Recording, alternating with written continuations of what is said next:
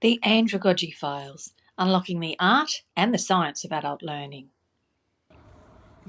Hello, it's Lisa from the Academy of Learning.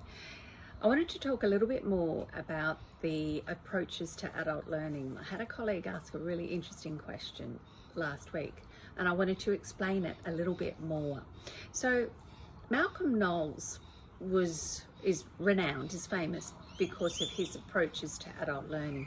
That was in the 1970s, and what he said is that learning for an adult is different to a child, and so therefore he called it andragogy, approaches to adult learning, as opposed to pedagogy, with ped meaning child and the andra standing for adult.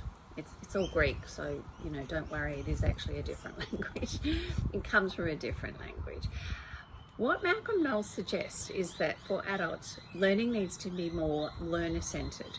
We have a teacher-centered approach in pedagogy, and it's more learner-centered in andragogy, because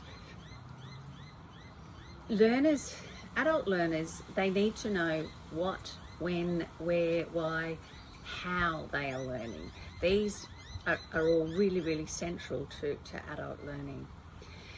He talked about self-concept too, and that, because adults have this life experience, how they see themselves as a learner is really important, and as a person, they are not dependent. They want to be treated as independent learners because they have experience. They have life experience, and sometimes life experience can be harsh, and sometimes it can be kind, especially when it comes to learning.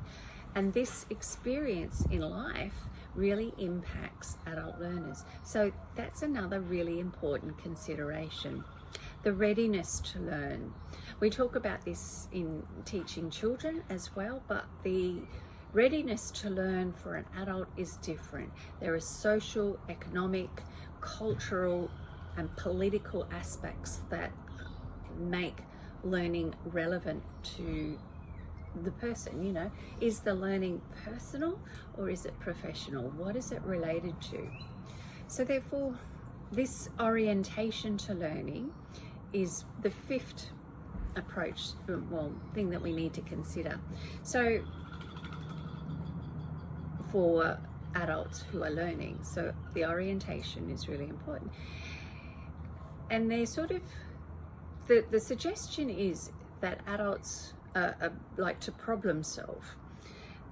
So it should be problem solving centered rather than subject related. And this is like related to the orientation of how we apply learning in life. And motivation is the sixth one. The comparison is that children are more, they learn because they have to, it's part of what they do, but for adults there are these internal reasons for learning as well as the external. So the internal is it growth and confidence. Extrinsically, external motivations might be promotion at work, or more money because of their learning, or they just want to get good grades.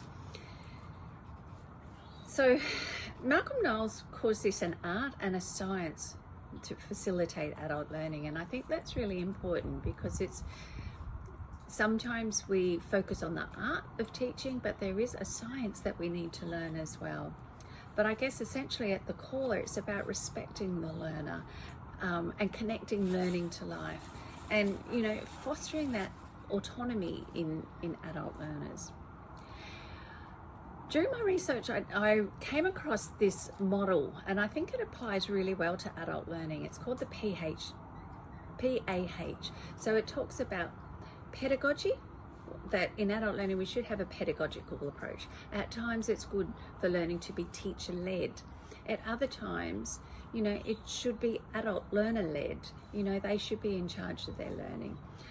And we should be going through pedagogical and andragogical approaches. And then it talks about the H is heutagogical, and this is when we're talking about learning being self-determined. What do they want to learn? And the approach incorporates these three things. It's a continuum. That was by Alzeki in 2019. I really like it because sometimes we need the teacher-led, then we might be learner-led, and then it's independence. So the Hudagogy is about knowledge sharing rather than knowledge hoarding. And I think this all works well to give the power and control in adult learning back to adults, back to the learner, and I think that's key. Thanks again for joining me, and I hope you have a fabulous week.